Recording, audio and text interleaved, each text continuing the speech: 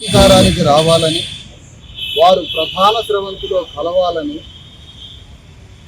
ఒక అతిపెద్ద యాత్ర నిర్వహిస్తున్న కపిలవాయి దిలీప్ కుమార్ని అభినందించడానికి చూపించారు.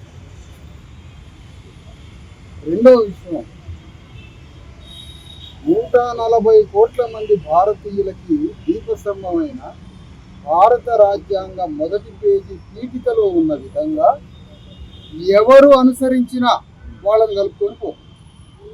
అది కపిలవాయి దిలీప్ కుమార్ గారు బీసీ ఎస్సీ ఎస్టీలకే రాజ్యం రావాలని, వారే ఈ రాజ్య సింహాసనం మీద కూర్చోవాలని, వారే తెలంగాణని పరిపాలించాలనే సదుద్దేశంతో యాత్ర చేస్తుంటే 100% కాదు, 1,000,000 సార్లు అభినందించాలి వారు.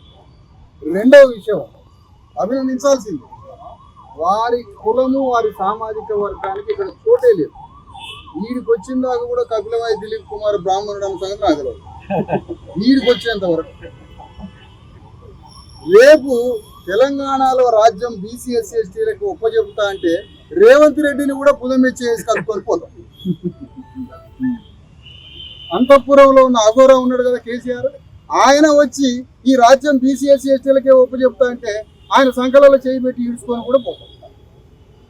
అంటే రాజ్యం 90% మందికి ఇవ్వడం అనేది సమానత్వము, ధర్మము, న్యాయము, ఫ్రాటర్నిటీ, ఇదే రాజ్యాంగం చెప్తున్న విషయం.